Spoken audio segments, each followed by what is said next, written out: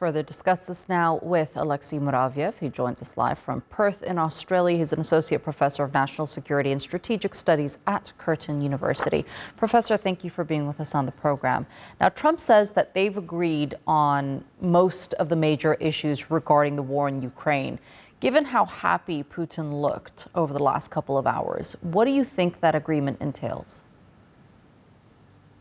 Look, I think probably the key reasons for Putin to look so happy is because Trump made it very clear that he treats Russia as equal great power. And that's what really came out in Trump's follow-on interview with Fox News, where he effectively ranked Russia as world's #2 power. So that's a recognition in its own right. Secondly, Putin was able to communicate his narrative, his messaging to Trump in a way he wanted Trump to hear it.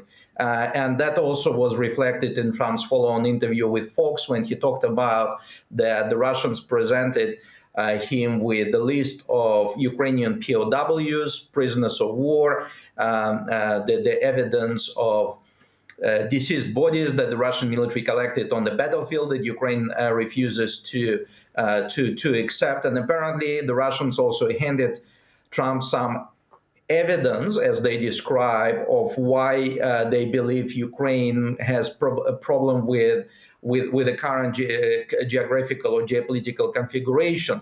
So I think that's where Putin would probably be very pleased. The way how he acted at the press conference was he was set in terms of follow-on conversations.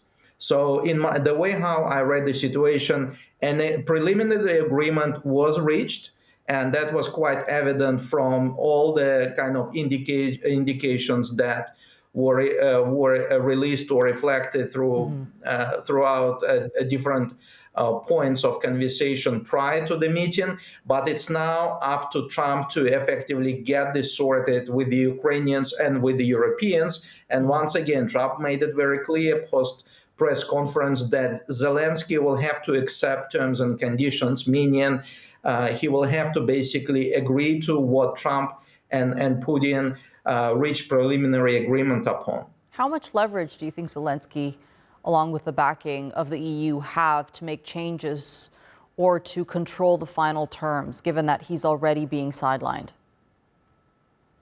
Look, I think, to be honest, not much. I don't think Europe has a lot of leverage here, because Europe finds itself in a state of strategic paralysis since Trump's election. I think there is a massive divide between the way how Europe sees itself and the way how Trump administration sees itself. And that was very clear since now historical speech made by U.S. Vice President J.D. Vance in Munich early in February this year.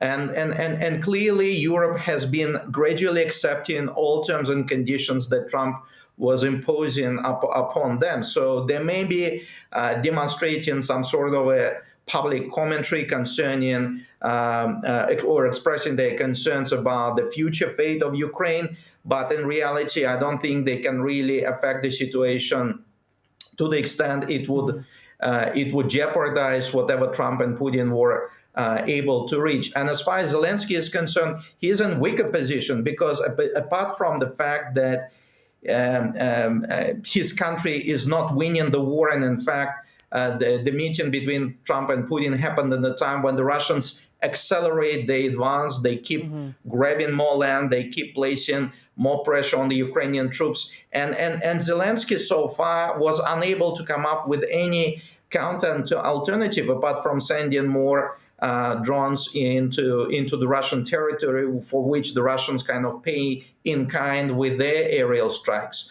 So right. Zelensky will also be facing risk of losing U.S. support if he is not going to accept whatever Trump would put forward to him. Okay, Professor Alexey Muraviev, thank you so much for being with us here on TRT World.